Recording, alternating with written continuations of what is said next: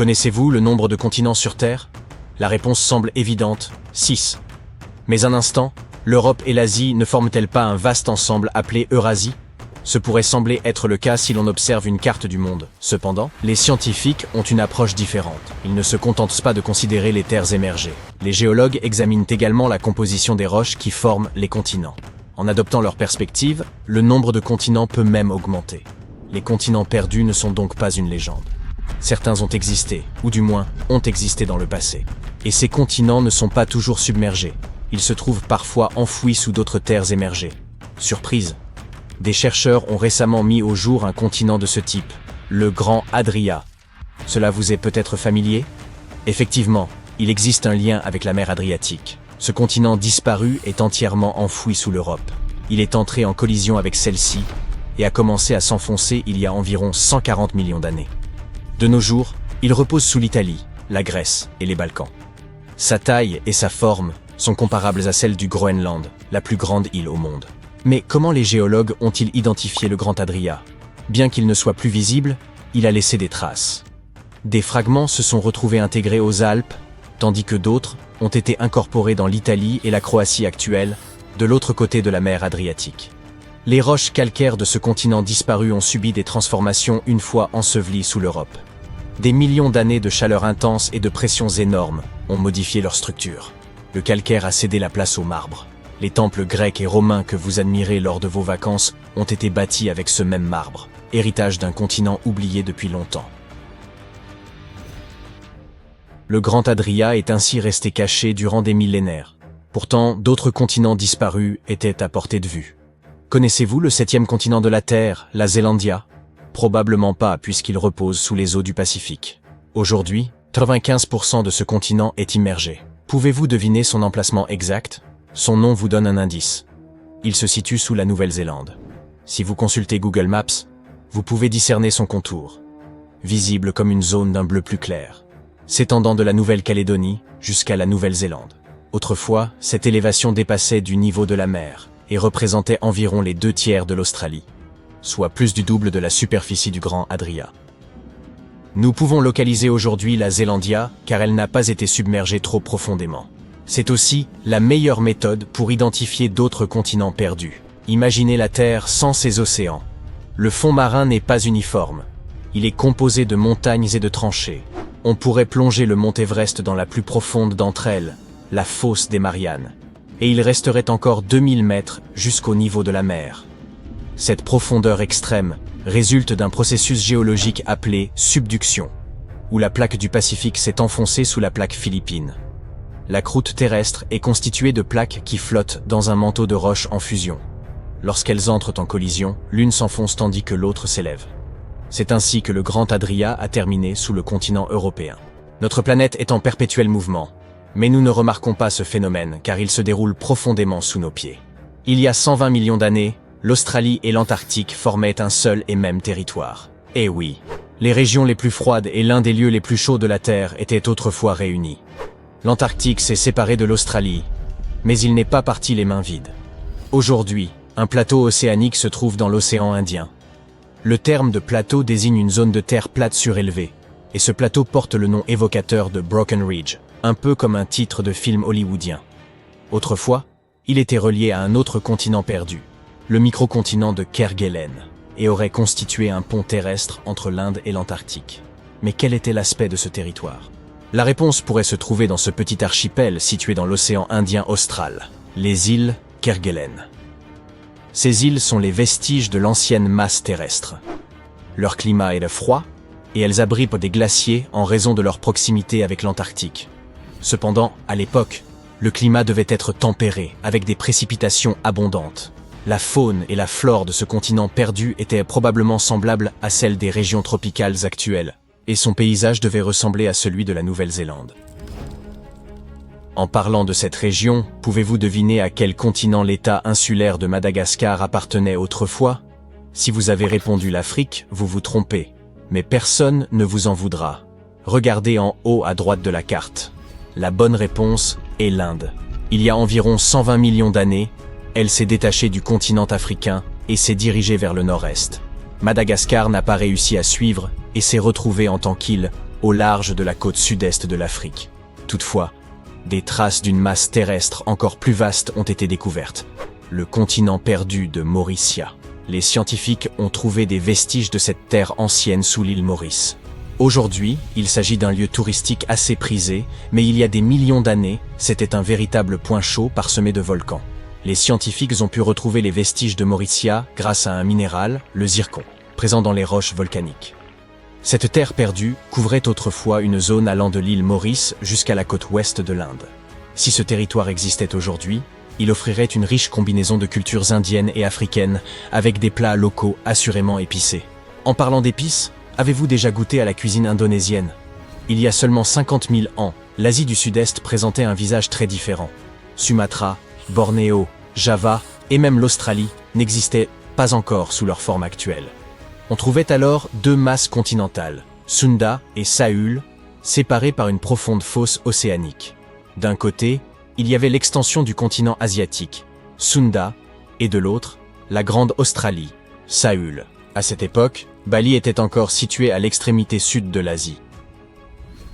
Les biologistes ont été parmi les premiers à observer cette séparation, car les espèces se sont développées de manière distincte sur Sunda et Saül.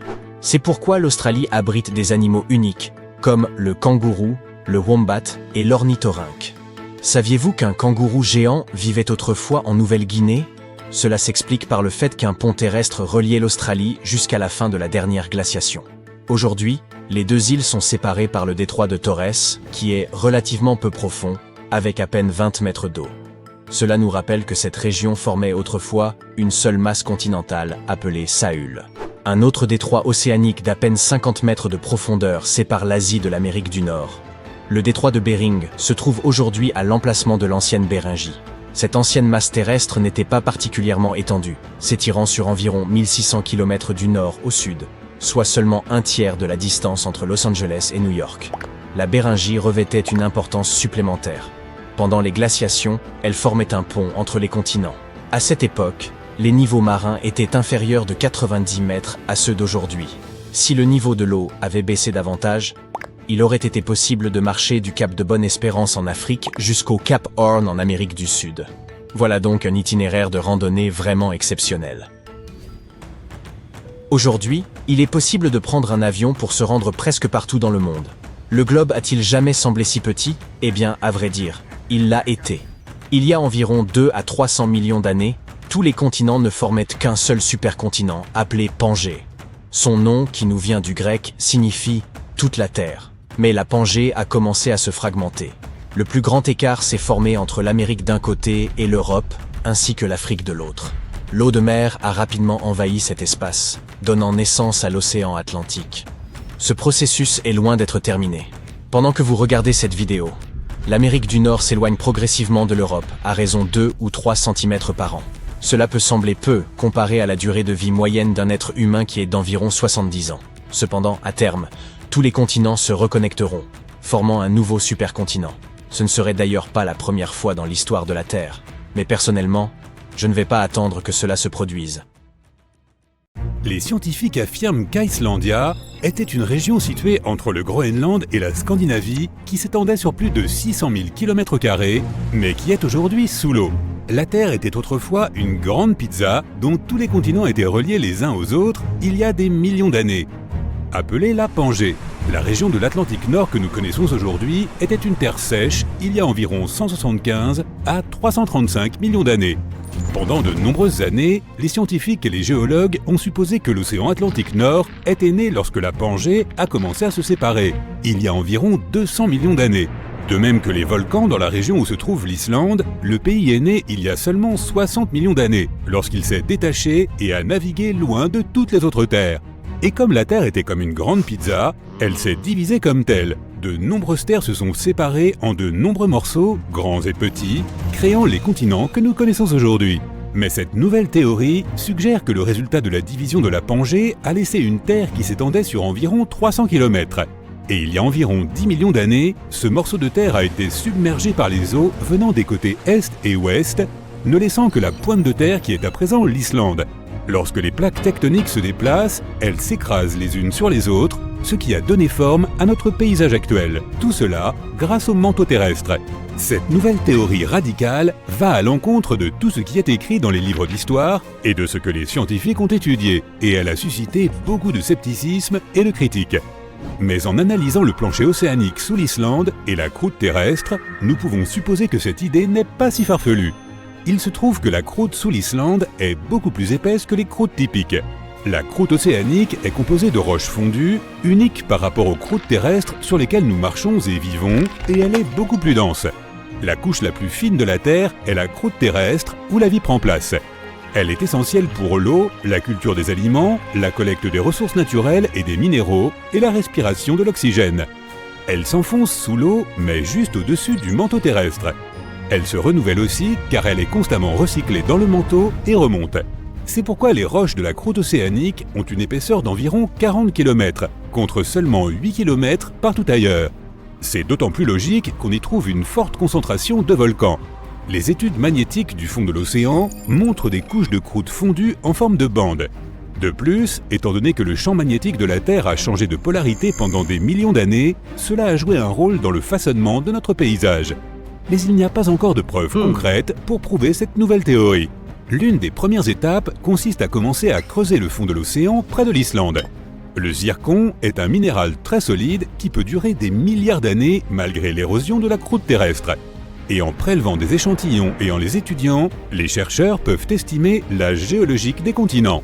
Cela permettra de savoir si la croûte est bel et bien océanique, laquelle est plus épaisse, ou continentale, laquelle est la croûte ordinaire sur laquelle nous marchons.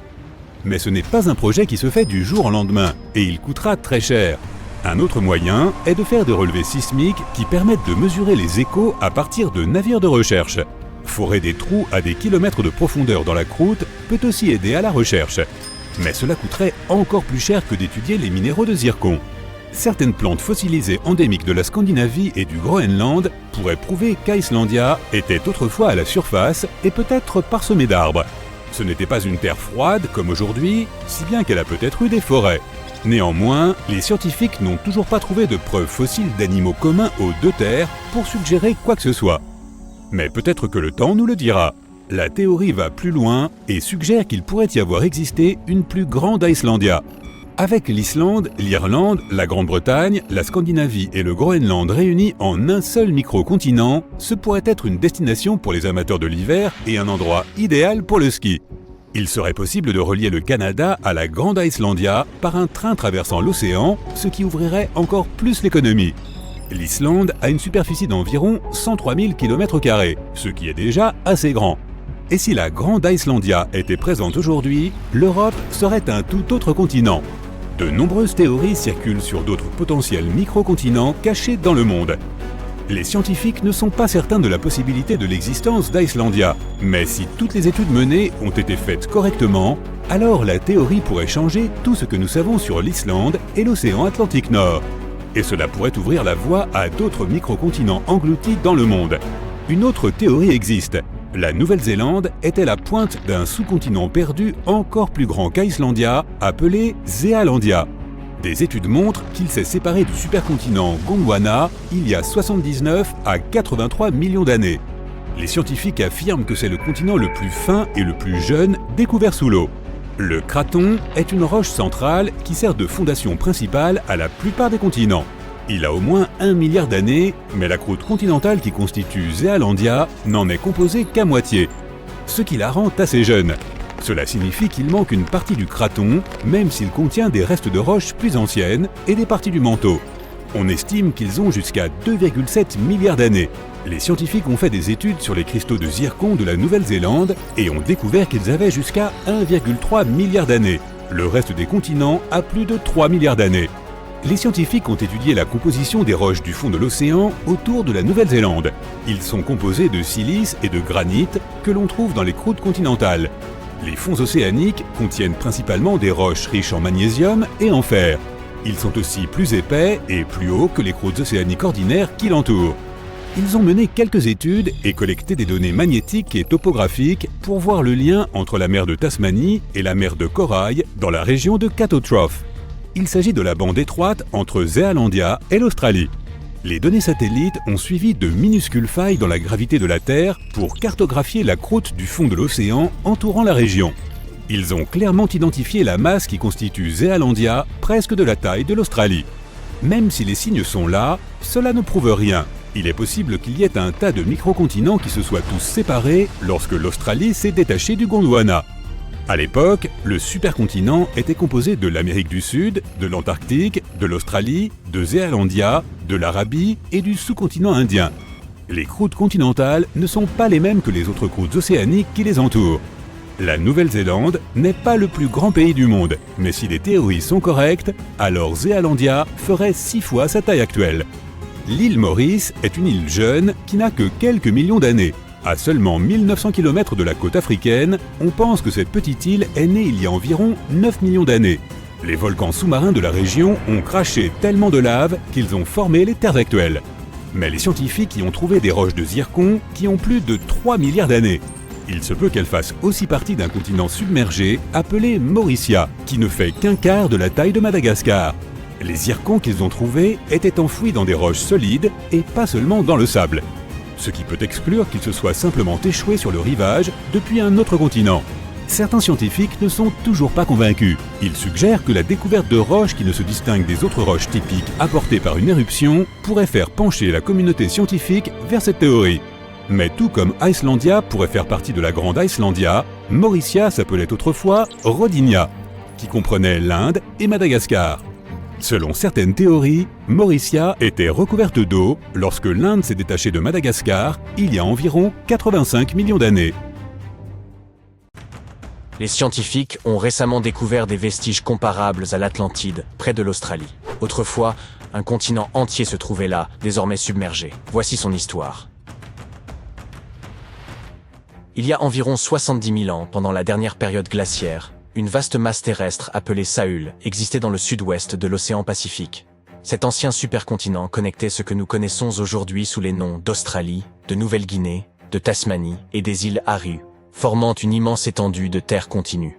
Imaginez des forêts tropicales luxuriantes entourées de majestueuses montagnes. Les plus hautes montagnes de Sahul se trouvaient dans les hautes terres de Nouvelle-Guinée et atteignaient des sommets de plus de 3900 mètres. Ce lieu exceptionnel abritait une diversité d'animaux uniques, principalement des marsupiaux. Mais il n'y avait pas que des koalas et des kangourous. Sahul hébergeait divers types de brouteurs, fouisseurs, charognards et prédateurs. On y trouvait le gigantesque diprotodon, le redoutable chasseur qu'était le thylacoleo et le terrifiant mégalania, une créature bien plus grande que la plupart des lézards vivants aujourd'hui. Ce territoire était tout à fait singulier, car, tandis que le reste du monde était peuplé d'animaux placentaires comme les loups, les éléphants et les humains, Sahul ne comptait parmi ses mammifères classiques que des chauves-souris et des rongeurs. Toutefois, ces différentes régions présentaient des écosystèmes variés.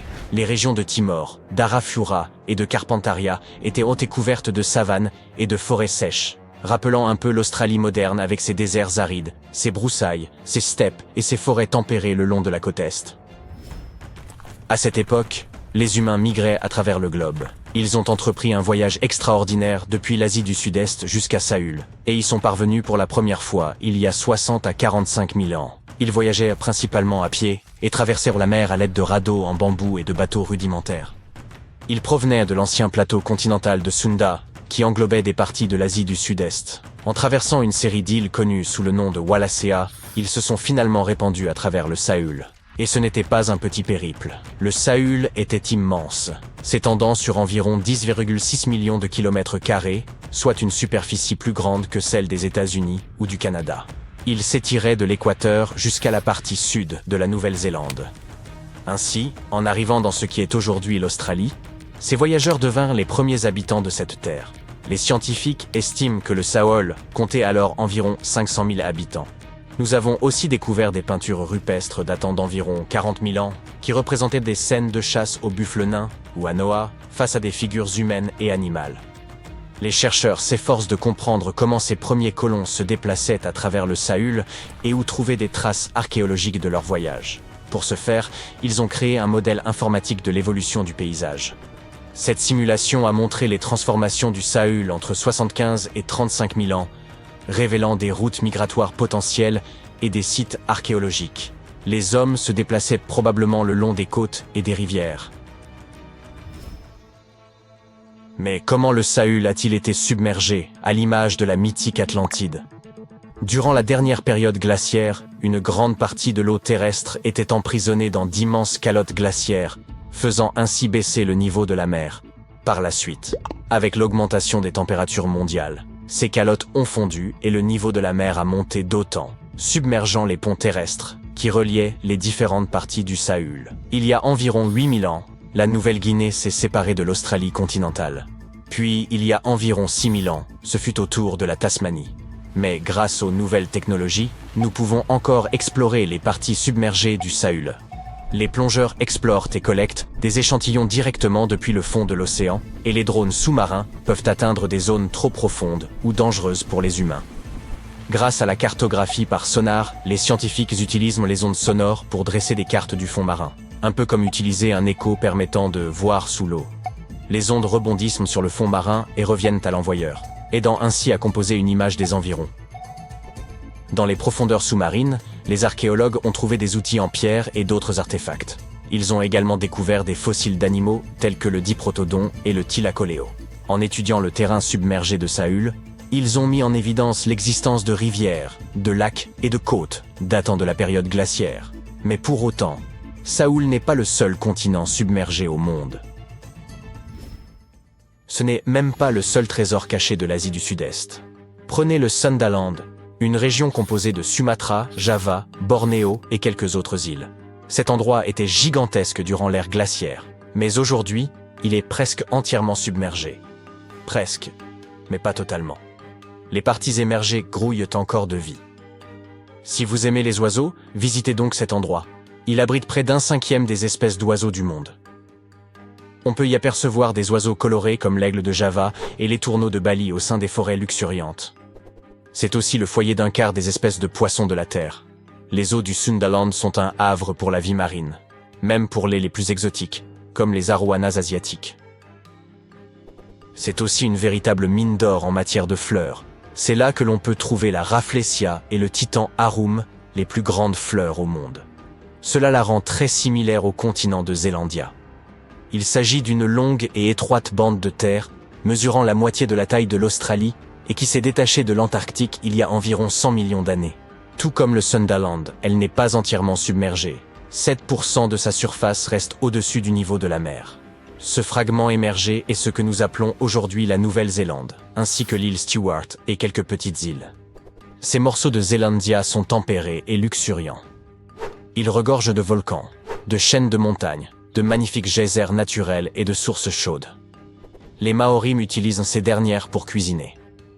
Ils placent du maïs, des œufs et des légumes dans des paniers et les plongent directement dans les sources thermales. Parfois, ils cuisinent également dans un four creusé et rempli de pierres chauffées. Un autre monde perdu est connu sous le nom d'Argoland.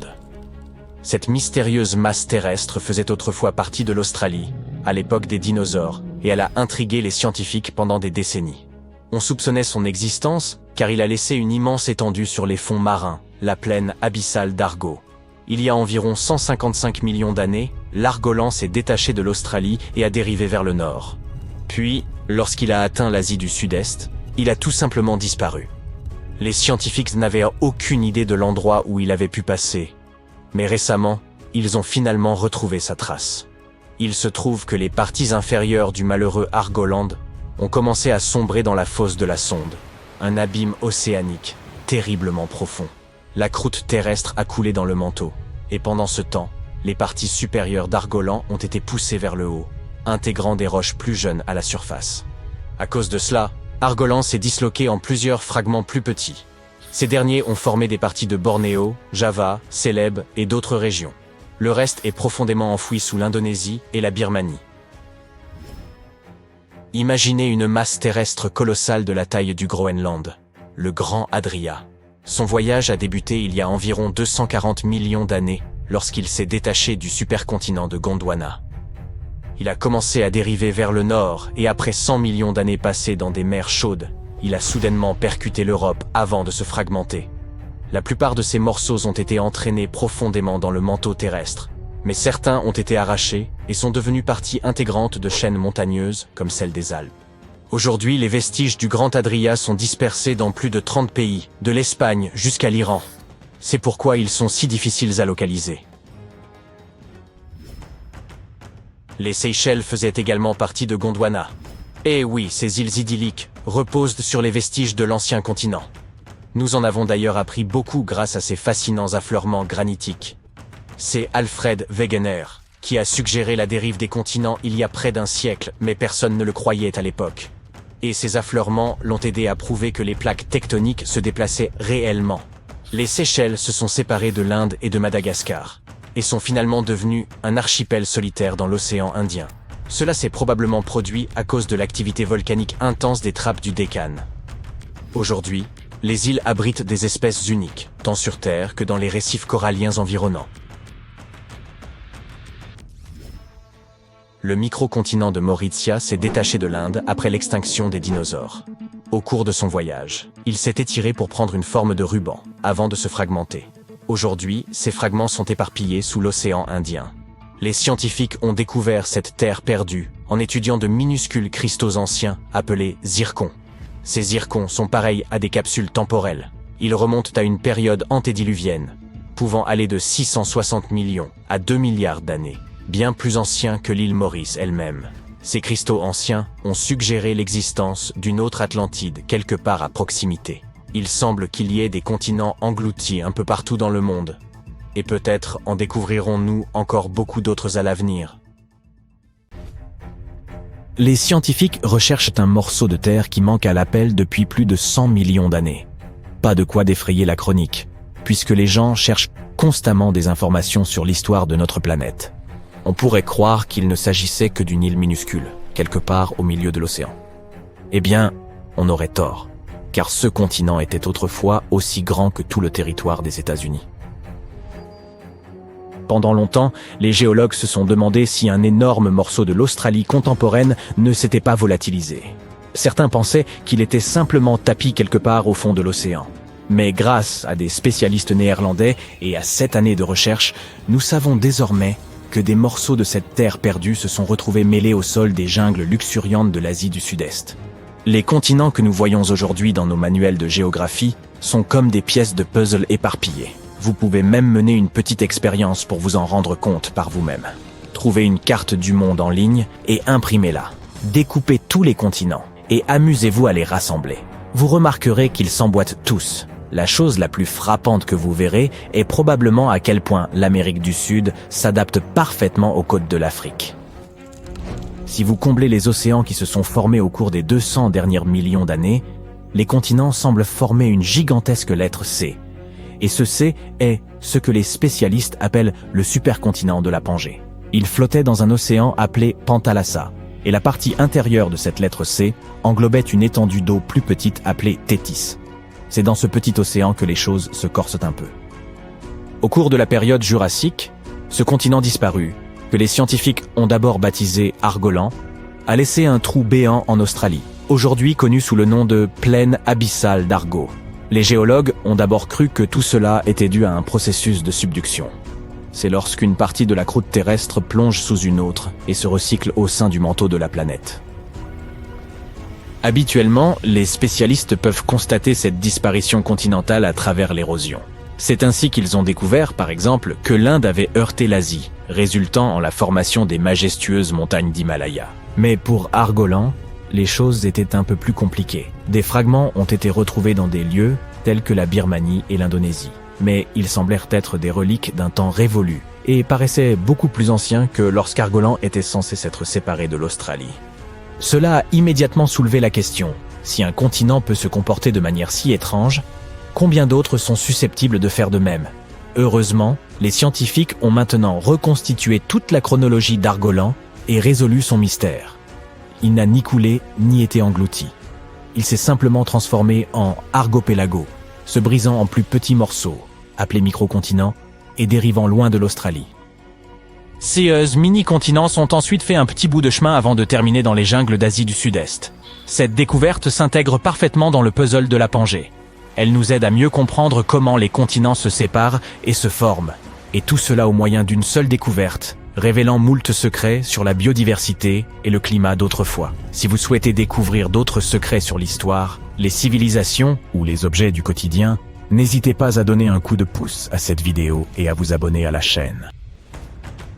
Penchons-nous maintenant sur le mystère de cette frontière invisible des espèces en Indonésie. On l'appelle la ligne Wallace, du nom de l'explorateur britannique Alfred Russel Wallace.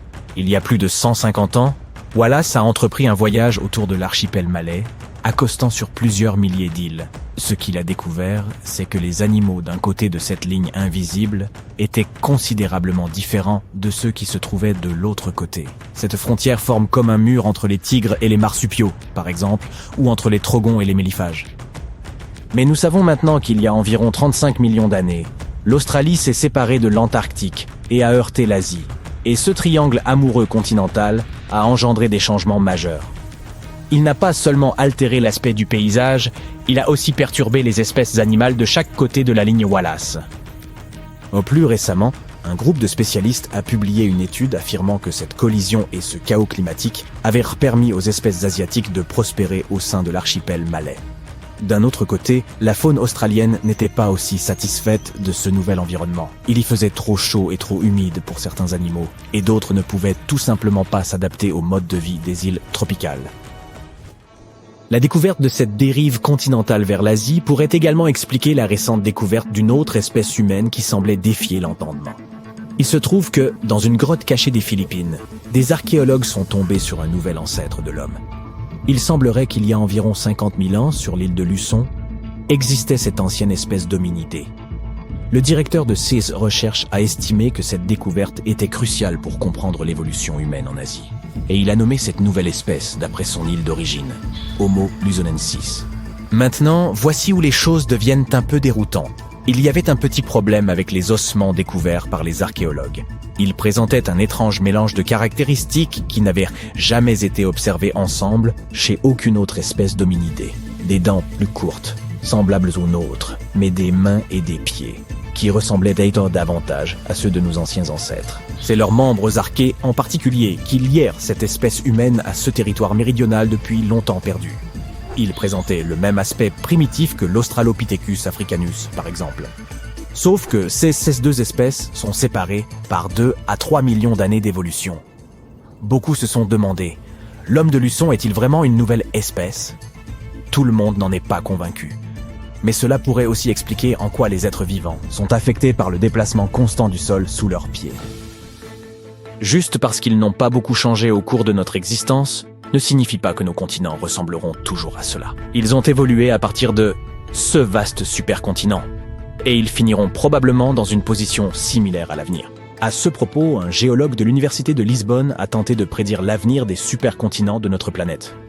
Comme point de départ, il s'est rapporté au fameux tremblement de terre qui a frappé le Portugal en 1755, au cours duquel les plaques tectoniques se sont comportées un peu différemment de l'accoutumée. Après des années de recherche, il a formulé une théorie en 2016. Il pensait que les sutures qui existent entre ces plaques tectoniques pourraient-ils se désagréger, préparant le terrain pour une déchirure plus importante. C'est comme lorsque le verre se fissure entre 2 trous dans le pare-brise d'une voiture. Si cela se produisait, une zone de subduction pourrait s'étendre de la Méditerranée jusqu'à l'Irlande, apportant son lot de volcans, de tremblements de terre et de nouvelles montagnes à ces régions. Si tout se déroulait ainsi, l'océan Atlantique disparaîtrait, tout comme le Pacifique, pour se fondre en une seule grande étendue d'eau. Au lieu des 6 continents que nous connaissons aujourd'hui, nous obtiendrions un nouveau supercontinent baptisé Orica parce qu'il engloberait aussi bien l'Australie que l'Amérique. Ce n'est pas le seul scénario possible cependant. Novo Pangaea pourrait en être un autre, et il est facile à prévoir. L'Atlantique resterait ouvert, et le Pacifique serait clos. Vient ensuite le scénario du continent d'Amasia. Dans son cas, il faudrait imaginer que l'océan Arctique se referme et que l'Atlantique et le Pacifique restent ouverts. Tout se déplacerait vers le nord autour du pôle, sauf l'Antarctique. Un dernier scénario est connu sous le nom de Pangea Ultima. Si la dérive des continents ralentissait dans l'Atlantique, une nouvelle plaque de subduction apparaîtrait sur la côte est des Amériques. Quoi qu'il en soit, si tous les continents entrent à nouveau en collision dans le futur, certains disent que ce ne sera pas une partie de plaisir. On estime que d'ici près de 250 millions d'années, nous aurons l'impression d'être emprisonnés dans un sac plastique étouffant et moite. Étrangement, ce sac restera quand même l'endroit le plus agréable où vivre sur Terre. Les zones côtières, quant aux terres intérieures, elles seront brûlantes, comme un désert ardent. Nombre d'espèces animales que nous connaissons aujourd'hui n'y survivront pas. Quant à nous autres humains, nous devrons faire preuve de créativité si nous voulons survivre à cette chaleur. Nous devrions nous estimer heureux, néanmoins. Ces projections numériques nous permettent de tester toutes sortes de théories intéressantes. Comment ces supercontinents perturberaient les marées, par exemple. En envisageant nos futurs voyages dans l'espace, de tels modèles peuvent nous aider à comprendre le climat des exoplanètes. Autrement dit, celles qui se situent en dehors de notre système solaire. L'histoire nous enseigne qu'un supercontinent a existé il y a environ 273 à 300 millions d'années. À cette époque, tous les continents de la Terre étaient regroupés et formaient une unité harmonieuse. Ce gigantesque ensemble portait le nom de Pangée, ou Pangaïa, si l'on préfère une version plus sophistiquée. Ce terme dérive du grec ancien signifiant « toute la Terre ». La Pangée était entourée d'un vaste océan nommé Panthalassa. Ainsi, l'intégralité de notre planète se composait d'un immense continent unique, bordé d'une étendue d'eau colossale. Ce supercontinent avait la forme d'un gigantesque C qui s'étirait d'un bout à l'autre de notre globe. Cependant, comme dans toute évolution, les choses ont changé. Il y a environ 200 millions d'années, au début de l'ère jurassique, celle des dinosaures, la Pangée a entamé sa fragmentation. Contrairement aux idées simplistes où les continents dériveraient passivement, comme des icebergs, cette séparation a donné naissance aux continents actuels. Ce processus a également façonné les océans Atlantique et Indien. C'est en 1912 qu'Alfred Wegener, un météorologue allemand, a présenté pour la première fois l'histoire de la Pangée. Mais comment a-t-il pu reconstituer des événements aussi lointains dans le temps? Visualiser le noyau de la Terre comme une gigantesque cheminée qui dégage une chaleur intense. Cette chaleur génère des courants de convection particuliers dans la couche externe de la planète. On peut assimiler cette couche, la croûte terrestre, à un vaste puzzle composé de multiples pièces imbriquées. Les courants chauds provoquent le déplacement de ces pièces du puzzle, que l'on appelle plaques tectoniques. Parfois, elles s'éloignent, parfois elles entrent en collision, et d'autres fois elles glissent les unes contre les autres. Cela s'apparente à une danse incessante qui se déroule sous nos pieds. Un jour, Wegener observa les contours des continents et réalisa que les côtes de l'Amérique du Sud et de l'Afrique semblaient s'imbriquer. Et effectivement, c'était bien le cas. Il imagina alors qu'autrefois, tous les continents étaient réunis en une seule et même masse terrestre. Cependant, il ne pouvait pas simplement avancer cette idée sans fournir de preuves. Mais alors, comment savons-nous que la Pangée a réellement existé? Eh bien, plusieurs indices nous ont permis de parvenir à cette découverte remarquable. L'un d'eux est comparable à un casse-tête dont les pièces s'assemblent parfaitement. Observez les formes actuelles des continents. Vous remarquez qu'ils pourraient presque tout à fait s'imbriquer. Bien sûr, leurs contours ont évolué au fil du temps. Cela s'est produit il y a des millions d'années, et depuis, les eaux ont érodé les rivages. Malgré tout, on distingue encore clairement leur complémentarité. Un autre indice réside dans l'étude des fossiles. Nous savons que de nombreux animaux préhistoriques ont laissé derrière eux des vestiges, nous permettant de retracer leur histoire et d'identifier les espèces qui existaient autrefois. Lorsque les scientifiques ont comparé les fossiles provenant de différents continents, ils ont constaté une similitude frappante. Ces derniers appartenaient au même groupe d'animaux, bien qu'ils aient été découverts à des milliers de kilomètres les uns des autres. Il serait absurde d'imaginer que ces animaux aient traversé les océans à la nage. De plus, il est peu probable que ce type d'animal soit apparu simultanément en plusieurs endroits. Et pour finir, les montagnes. Imaginez plonger dans les profondeurs des océans et y découvrir d'immenses chaînes montagneuses. Ces reliefs sous-marins et ces fosses abyssales ressemblent à des cicatrices témoignant du mouvement des plaques tectoniques. Ils constituent une preuve supplémentaire que les continents font partie d'un ensemble bien plus vaste. Lorsque vous rassemblez tous ces éléments, l'image devient limpide. Les continents terrestres formaient autrefois un seul et même supercontinent. Depuis, ils se sont éloignés les uns des autres, mais les traces de cette formidable aventure demeurent visibles dans les contours des côtes, les formations rocheuses qu'ils ont laissées derrière eux, et bien d'autres indices. Cela peut sembler évident aujourd'hui, mais à l'époque de la découverte de Wegener, il existait d'autres théories. Certains imaginaient que les continents s'étaient enfoncés pour créer les océans. Wegener, quant à lui, avait une approche différente. Il soutenait que les continents étaient en perpétuel mouvement. Il a même forgé une expression élégante pour l'illustrer, la dérive des continents. Par la suite, un autre scientifique, Alexander du Toit, s'est joint à Wegener. Il apporta une nouvelle perspective en suggérant l'existence de deux continents originels, la Laurasie au nord et le Gondwana au sud. Mais la véritable révolution ne s'est produite qu'au cours des années 60, lorsque les chercheurs ont découvert le concept clé de cette théorie, la tectonique des plaques. Cette découverte a finalement permis de confirmer les idées avancées par Wegener et du Toit, et 50 ans plus tard, la théorie a été définitivement validée. Avec le temps, notre compréhension de la planète s'est considérablement enrichie. Nous avons découvert que la Terre avait connu plusieurs supercontinents au fil de son histoire. Bien avant la Pangée, il y a environ 1 milliard d'années, existait le mégacontinent de Rodinia. Plus tard, la Panotie a fait son apparition il y a quelques 600 millions d'années. Ce qui est fascinant, c'est que la dérive des continents n'est pas prête de s'achever. Les continents continuent de se déplacer constamment. L'Afrique s'avance doucement vers l'Europe, tandis que l'Australie semble se livrer à un jeu de d'auto-tamponneuse avec l'Asie du Sud-Est. Et savez-vous ce qui nous attend? La formation d'un nouveau supercontinent. Comment ce prochain supercontinent verra-t-il le jour? 4 scénarios principaux se dessinent. Nouvelle Pangée, Pangée prochaine, Orica et Amasia. Bien que ces noms évoquent en ceux de super-héros, ils représentent en réalité différentes configurations possibles pour l'assemblage des continents. Explorons ces hypothèses. Commençons par la Nouvelle Pangée. Imaginez l'océan Atlantique d'un côté et le Pacifique de l'autre.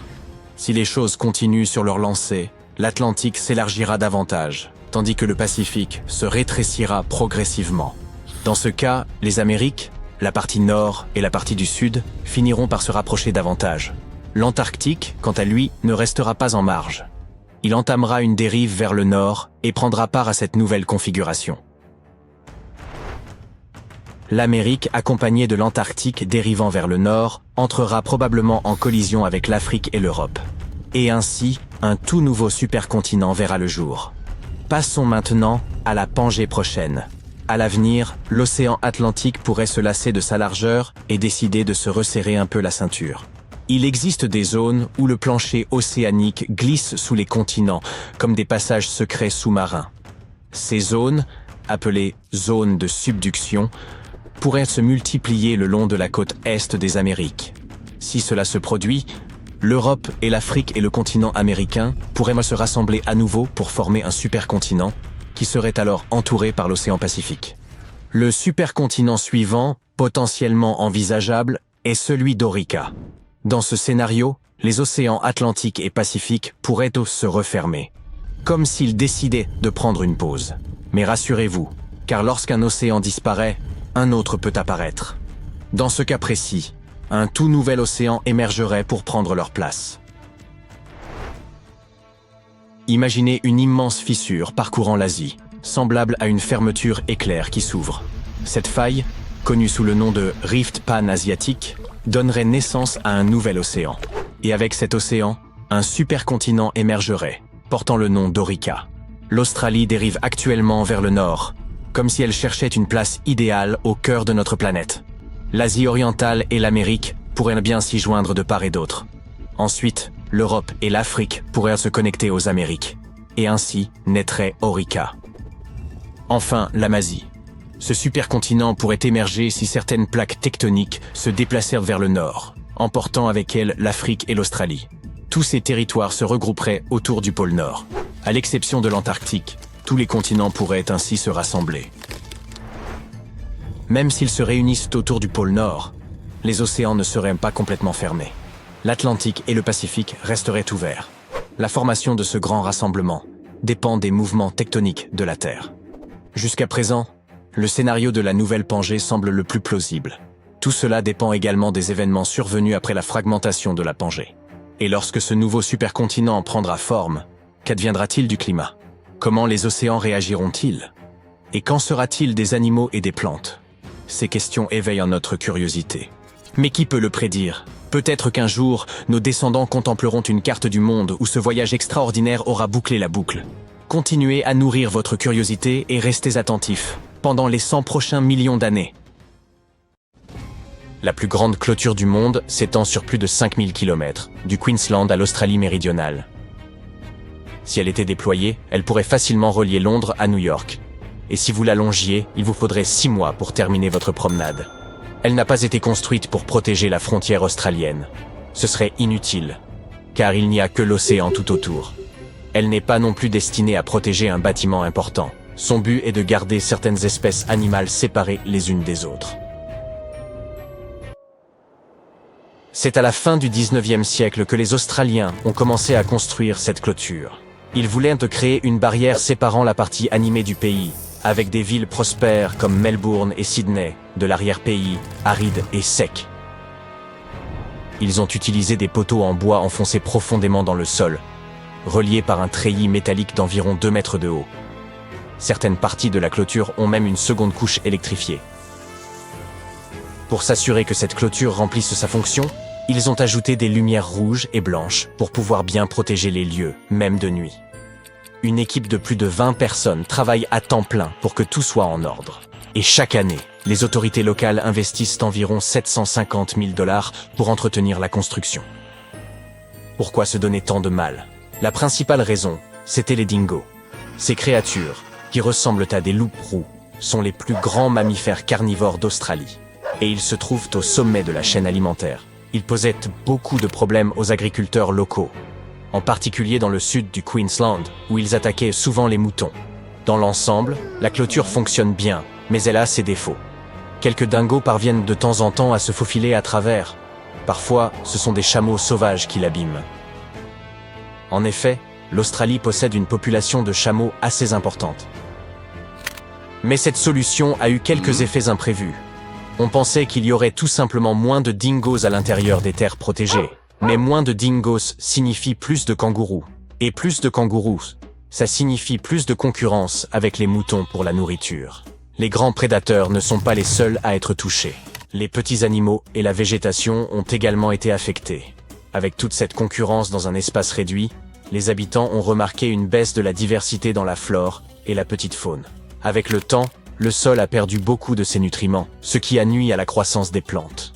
De plus, la clôture fait obstacle à la migration des espèces et à la dispersion des graines. Même les dunes de sable sont concernées. Moins d'herbe signifie une baisse de leur stabilité. En observant les kangourous des deux côtés de la clôture, les scientifiques ont remarqué que les petits nez à l'intérieur étaient en moyenne plus légers et moins grands. À l'extérieur, les kangourous avaient des pattes et une tête plus développée. Et ce n'est pas parce que leur régime alimentaire était différent. Les kangourous qui partageaient le territoire avec les dingos devaient grossir plus vite pour survivre. En revanche, ceux qui se trouvaient à l'intérieur de la clôture se développaient plus lentement. Ils n'étaient pas soumis à la même pression. Ils devaient se rivaliser avec un grand nombre de créatures. Mais leur taille n'était plus une priorité. Les chercheurs ne savent pas encore si cette différence est une solution rapide ou une adaptation génétique à long terme. Mais pourquoi ne pas tout simplement domestiquer les dingos? Beaucoup pensent qu'ils étaient autrefois des animaux de compagnie en Australie, mais ce n'est pas certain. De nos jours, ils sont plutôt sauvages, comme les loups, les hyènes et les coyotes. La plupart d'entre eux ne vivent pas en meute. Ce sont des chasseurs solitaires, dotés d'instincts aiguisés. Il ne sera donc pas facile de les apprivoiser. Toutefois, il n'est pas encore envisageable de démanteler la clôture. Les Australiens sont tellement stricts sur la question des dingos qu'ils ont même mis en place des lois sanctionnant les personnes qui abîmeraient la clôture. Laisser seulement un portail ouvert peut vous valoir une peine d'emprisonnement pouvant aller jusqu'à 3 mois. Endommager la clôture peut vous coûter 6 mois de liberté. Ce n'est pas la première fois que les Australiens se sont dit qu'une clôture pouvait les aider à résoudre les problèmes liés aux animaux. Avant de devoir s'occuper des dingos, ils ont connu une très grave invasion de lapins. Aussi mignons soient-ils, ces créatures endommagent les terres agricoles. Les habitants ont donc imaginé une clôture en 3 parties. La première s'étendait de Ravensthorpe, dans le sud, à Pardue Station, sur la côte de Pilbara. Elle mesurait plus de 1770 km de long, ce qui en faisait à l'époque la plus longue clôture ininterrompue au monde. Tous ces problèmes de lapins peuvent être attribués à un certain Thomas Austin. En 1859, à son arrivée dans le pays, Il s'est dit que ce serait une bonne idée de relâcher quelques lapins dans la nature. Il pensait que cela ajouterait un peu de charme à l'endroit. Mais comme les lapins ne sont pas originaires d'Australie, ils n'avaient là pas de prédateurs naturels à l'époque. Ce sont des créatures qui s'adaptent facilement et qui n'ont besoin que d'un peu d'herbe pour se nourrir. Ils se reproduisent également à une vitesse étonnante. Une maman lapin peut avoir 4 portées par an, comptant chacune jusqu'à 5 petits. Très vite, leur nombre a explosé. À la fin des années 1880, les lapins avaient causé tellement de dégâts que les autorités locales ont fait une proposition. Elles offriraient l'équivalent de près de 2 millions de dollars d'aujourd'hui à quiconque trouverait une solution à ce problème aux dents longues. Personne n'a réclamé le prix, mais une commission s'est réunie un peu plus d'une décennie plus tard et a proposé l'idée de la clôture. L'entretien de ces clôtures était compliqué. Des inspecteurs veillaient au grain, chacun d'entre eux étant responsable d'un tronçon d'environ 800 km de long. Des patrouilles surveillaient aussi de plus petites sections, d'abord à vélo, puis à dos de chameau ou en charrette. Ils ont même essayé d'utiliser des voitures à un moment donné, mais elles n'étaient pas adaptées au terrain accidenté et leurs pneus crevaient constamment. Pour ce qui est de son efficacité, eh bien, en 1902, les lapins traînaient déjà du mauvais côté de la clôture. Alors, 4 ans plus tard, on en a installé une autre. Cela a fonctionné pendant un certain temps et les autorités locales n'ont pas pris la peine de venir en aide aux agriculteurs au-delà de cette deuxième clôture en leur accordant des prêts pour la pose de filets à lapins. Ceux qui se trouvaient entre les deux clôtures avaient cependant du mal à faire face aux problèmes des lapins. Très vite, ceux-ci se sont répandus au-delà de la deuxième clôture, et il était maintenant clair que cette solution ne fonctionnait pas. Dans certaines régions, des lapins parvenaient même à franchir les clôtures pendant qu'on les construisait. Aujourd'hui encore, la population de lapins donne du fil à retordre aux autorités australiennes. La clôture des dingos est peut-être la plus longue, mais ce n'est pas la plus étrange. La clôture Aquarium, en Turquie, pourrait bien lui ravir la palme. Cette clôture de 50 mètres a été construite pour que la vue sur l'océan de la coûteuse villa qu'elle entoure soit visible depuis chacun de ses niveaux. Aujourd'hui, elle attire de nombreux touristes qui veulent voir la variété de poissons et de pieuvres qu'elle contient.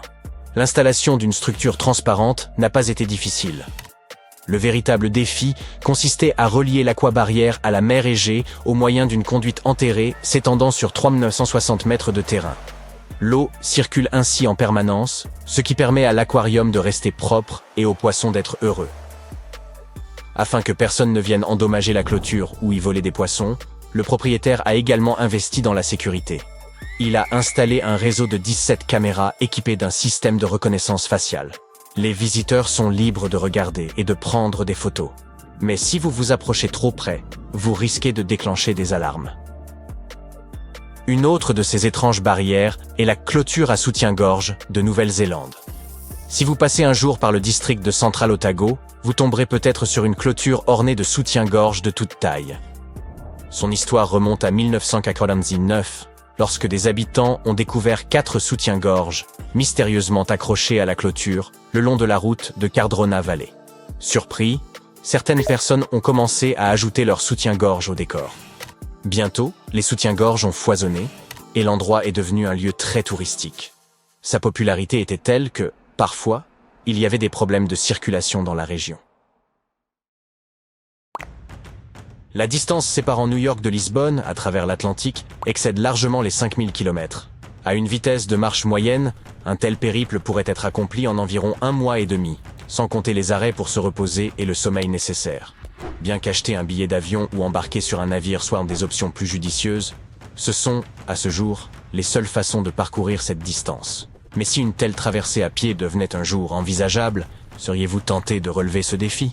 L'obstacle le plus évident reste la vaste étendue d'eau qu'est l'océan Atlantique, qui recouvre environ 1/5 de la surface terrestre. Les océans dans leur ensemble occupent près de 70% de la planète.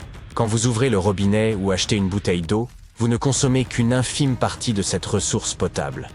En effet, 97% de l'eau terrestre est contenue dans les océans sous forme d'eau salée, impropre à la consommation. Si l'on ajoute les 2% d'eau emprisonnée dans les calottes et les glaciers, moins d'1% de l'eau terrestre est réellement buvable. Si vous deviez convertir ces pourcentages en chiffres, il vous faudrait une très longue feuille de papier. Selon les estimations de l'US Geological Survey, Le volume d'eau sur Terre dépasse les 138 600 000 km3. Cette ressource est essentielle au maintien de toutes les formes de vie, y compris humaines. Les océans jouent également un rôle primordial dans la régulation des températures de l'air à l'échelle mondiale. Sans eux, les régions situées autour de l'équateur connaîtraient une chaleur extrême. Cette ligne imaginaire, séparant notre planète en deux hémisphères, passe par 13 pays, tels que le Brésil, le Kenya et l'Indonésie. Les océans du globe sont fondamentaux pour le cycle de l'eau sur Terre, un processus que vous avez sans doute étudié à l'école. Les précipitations provenant des nuages finissent par alimenter les rivières, qui se jettent ensuite dans les océans. Sous l'effet du rayonnement solaire, cette vaste masse d'eau s'évapore, monte dans l'atmosphère et forme de nouveaux nuages, perpétuant ainsi le cycle. Ce mécanisme influe directement sur le climat mondial. C'est d'ailleurs pour cette raison que la Méditerranée est si prisée durant les vacances d'été, car la région bénéficie d'un climat agréable et tempéré. Si l'on retire les océans de l'équation, le cycle de l'eau s'interrompt. La vaste étendue qu'ils occupaient se métamorphoserait en une gigantesque surface de poussière. Le sol, desséché, s'étendrait à perte de vue. Sans évaporation, les nuages ne se formeraient plus, rendant les précipitations rares. L'humanité se retrouverait rapidement privée de sources d'eau potable. Le paysage de notre planète se transformerait en un immense désert, semblable à un Sahara s'étendant sur toute sa surface. L'aridité serait telle que des incendies se déclareraient, facilement, attisés par l'atmosphère asséchée. Ce ne seraient certainement pas des conditions idéales pour entreprendre une longue marche entre les continents. Mais supposons que vous ayez survécu à ce nouvel environnement. Vous entamez alors une traversée à pied de cette terre désertique qui autrefois constituait l'océan Atlantique. À quoi ressemblerait ce voyage ? Vous seriez confronté à un paysage radicalement différent de celui visible au-dessus de la surface marine. Ce qui se trouve sous les vagues dépasse en hauteur et en profondeur le monde que nous connaissons. C'est un royaume des extrêmes. Prenez par exemple la montagne la plus élevée de notre planète. Si l'Himalaya et son sommet, le mont Everest, vous viennent à l'esprit, vous avez en partie raison. Cette chaîne est la plus haute quand on la mesure à partir du niveau de la mer, atteignant un peu plus de 8848 mètres. Cependant, si l'on considère la hauteur d'une montagne depuis sa base jusqu'à son sommet, l'Himalaya perd sa première place. En réalité, le plus haut sommet sur Terre est le Mauna Kea, situé à Hawaï. Ce volcan endormi, dont le nom signifie « montagne blanche » dans la langue locale, est partiellement submergé sous les eaux du Pacifique. Sa hauteur totale dépasse le mont Everest de près d'1,6 km, culminant à 10 211 mètres. Actuellement, il est difficile d'apprécier son ampleur. Mais si le Pacifique s'asséchait, nous pourrions admirer la base de ce géant en pleine lumière. Le fond de l'océan Atlantique abrite également une chaîne de montagnes comparable, qui constitue la plus vaste structure géologique de notre planète.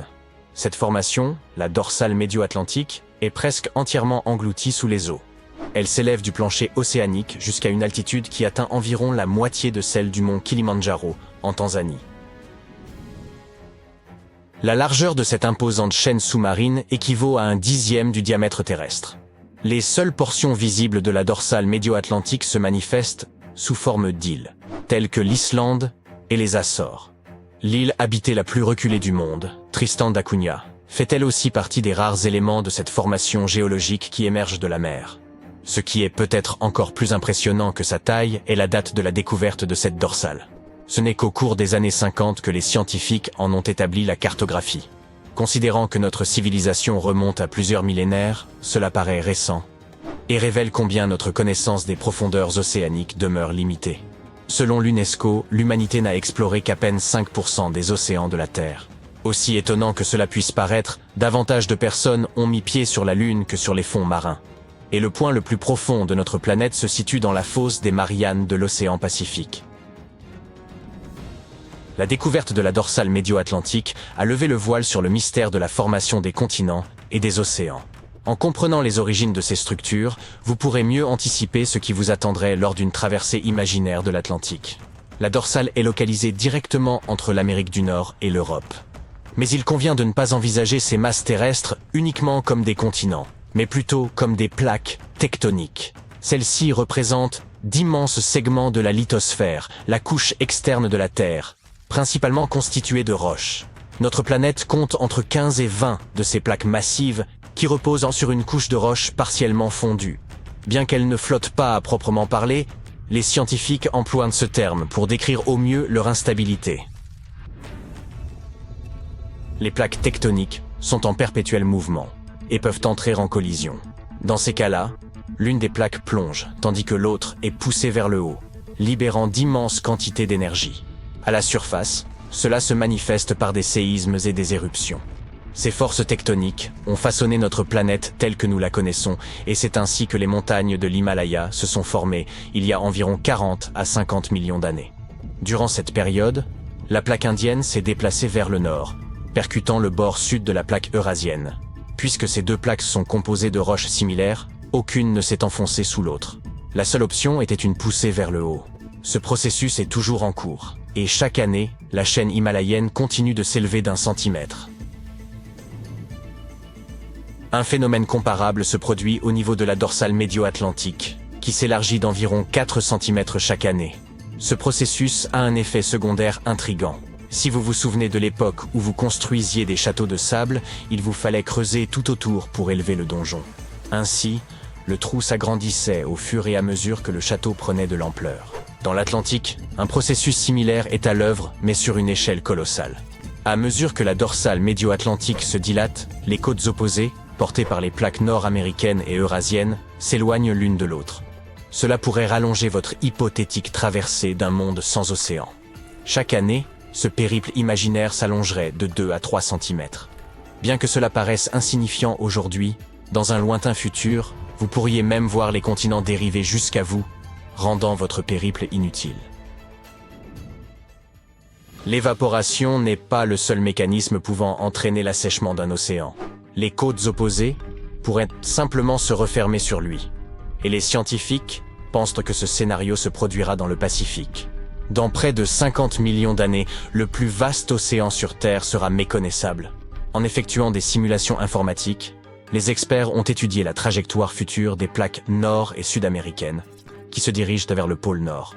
À terme, elles fusionneront avec l'Asie pour former un nouveau supercontinent, lequel modifiera profondément l'aspect et la taille de l'océan Pacifique. Ce nouvel ensemble de terres émergées porte déjà un nom: l'Amazie.